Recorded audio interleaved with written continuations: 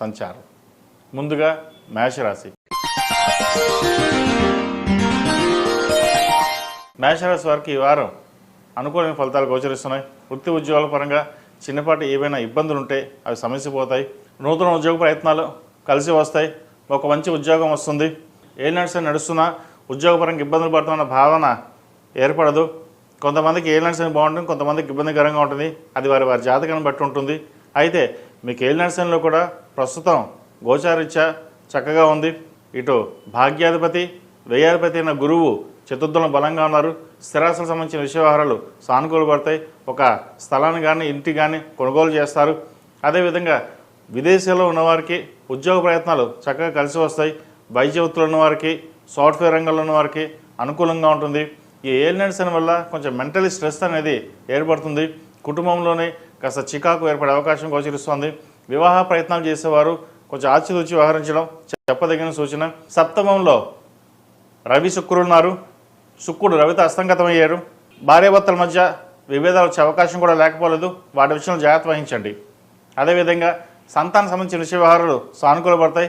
విద్యా అవకాశాలు చక్కగా ఉన్నాయి. విద్యార్థులకు మంచి అవకాశం అని చెప్పొచ్చు. మీరు ఎదుగుదలకు ఇదే ఒక మంచి అవకాశం అని గుర్తుపెట్టుకోండి. ప్రభుత్వ ఉద్యోగం కోసం ప్రయత్నాలు చేసేవారికి మంచి కాలం అని చెప్పొచ్చు. చక్కగా దాని మీద దృష్టి పెట్టి ముందుకు వెళ్ళినట్లయితే మంచి ఫలితాలు సంప్రాప్తిస్తాయి. అదేవిధంగా విదేశాలకు వెళ్ళి చదువుకోవాలనుకున్న వారికి కాలం అనుకూలంగా ఉంది. ప్రయత్నాలు ప్రారంభించవచ్చు. విదేశాల్లో ఉన్న వారికి వృత్తి ఉద్యోగాల పరంగా అనుకూలంగా ఉంటుంది. మెంటలీ స్ట్రెస్ అనేది ఎక్కువగా ఉంటుంది. ప్రతిదీ డీప్గా ఆలోచించి చిన్న విషయాన్ని కూడా ఎక్కువగా ఆలోచించడం అనేది జరుగుతుంటుంది. అటువంటి కాకుండా ప్రాక్టికల్గా ఉండి వాస్తవాలు గ్రహించి ముందుకు వెళ్ళడం అనేది చెప్పదగినది. ఈ రాశిలో జన్మించిన స్త్రీలకు వృత్తి ఉద్యోగాల పరంగా, వ్యాపార పరంగా సానుకూలంగా ఉంటుంది. అయితే ఏదైనా ఒక నిర్ణయం వచ్చినప్పుడు డెసిషన్ మేకింగ్ అనేది ఉండదు. 10 పరులుగా ఆలోచిస్తారు. అటు వెళ్దాం, ఇటు వెళ్దాం, ఎలా ఉంటుంది, అలా ఉంటుందని ఒక భావన ఎక్కువగా ఉంటుంది. ఒక ఉద్యోగంలో కావచ్చు, వ్యాపారంలో కావచ్చు, స్థిరమైన నిర్ణయాలు తీసుకోలేకపోతారు. అయితే ఇటువంటి సమయంలో కుటుంబ సభ్యుల సహకారాలు లేదు అంటే కనుక స్నేహితుల సలహాలు తీసుకుని ముందుకు వెళ్ళడం చెప్పదగినది. ఒక్కొక్కసారి సొంత నిర్ణయాలు మేలు చేయవు. కాబట్టి సొంత నిర్ణయాలు తీసుకునేటప్పుడు ఆచితూచి వ్యవహరించడం చెప్పదగిన సూచన. అదే జీవిత భాగస్వామితో మాట్లాడేటప్పుడు, వ్యవహరించేటప్పుడు కొంచెం జాగ్రత్త వహించడం చెప్పదగినది. చిన్న చిన్న డిస్టర్బెన్స్ కానీ లేదా మాట పెరిగే అవకాశాలు లేకపోలేదు. వాటి విషయంలో జాగ్రత్తలు తీసుకోవాలి. ఈ రాశివారు ప్రతిరోజు ప్రతినిత్యం నువ్వుల నూనెతోటి దీపారాధన చేయడం చెప్పదగినది.